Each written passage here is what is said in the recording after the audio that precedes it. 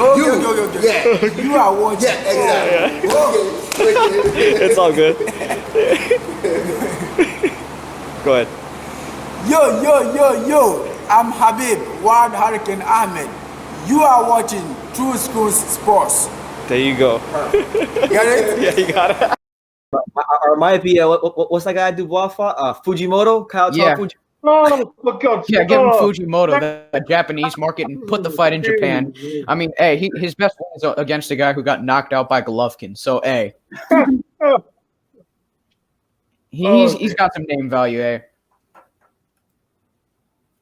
Funny you should say that. I remember Brent VT brought out a comment about Daniel Dubios saying he's no Riddick Bowe. That I agree with. Yeah, because there's a guy on YouTube called H Money Mr. DAZN, and fucking Christ. Yeah, and the title of his videos are normally like he'll put the name of the fighter, so it'll be like, you know, for example, Daniel Dubois is the next Riddick Bowe. That was the title of the video I saw.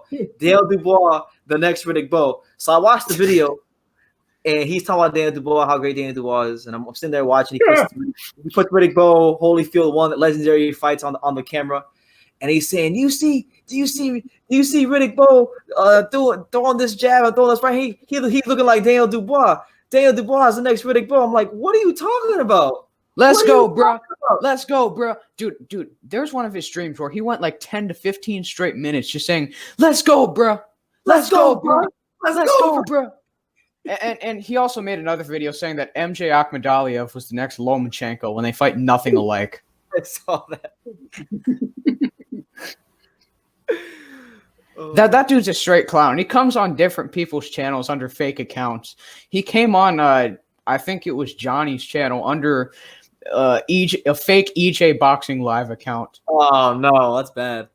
Listen, he's stooping low. I know a lot of people. Johnny Boy Boxing.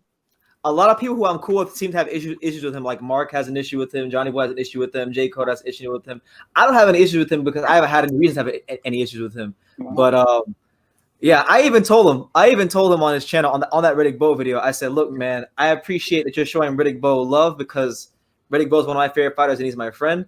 But Daniel Dubois, as good as he is, he's insulting him by comparing Riddick Bowe to a prospect. How dare you? How dare you? Yeah, Riddick Bowe was a monster when he was in his prime. You know, he was. What it was, but when it was all coming together, he was super powerful. He was very fluid. You know, the thing that was impressive for him at that point in time was his fluidity for such a big guy. Yeah, he was very skilled, a good all-around boxer. Yeah. Yeah. Well, one thing that helped him was like the way his body matured when he was like a young adolescent kid. Because like when he won like his first New York City Golden Gloves, I think he won it at like middleweight. His first New York City Golden Glove, and then it wasn't until like he won his fourth New York City Golden Glove that he was actually heavyweight. So his body matured, and he actually got the skills of a smaller fighter. And then he matured into a bigger fighter, but he still maintained those like smaller fighter skills. Oh, I didn't know that. That could explain some of that. Yeah, no, that's what he told me. Like I talked to him one time. He's like, yeah, you know, when I won my first New York City Golden Gloves, I was like 165, and then he said his body gradually, you know, he grew quickly as a kid. So he didn't learn to box as a big guy. So he had a lot more mobility when he was younger. Probably why he kept much of it then too. Mm-hmm. Yeah, he would have been hard to beat if he stayed committed and he actually fought guys. Yeah, I was binge watching a bunch of his fights recently. I recently rewatched that Jorge Luis Gonzalez fight.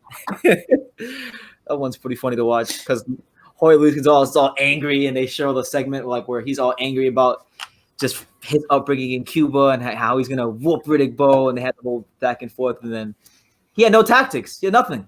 For Riddick. Yeah, Riddick Bowe, I mean, what was his second best win aside from Holyfield? Andrew Galata? No. I would say his second best win? Herbie Hyde, maybe. Probably Herbie Hyde. I would say Herbie Hyde. You can't really say Michael Dokes. Michael Dokes was shot when he fought him. Jesse Ferguson, maybe, because Jesse Ferguson. That's what I'm thinking.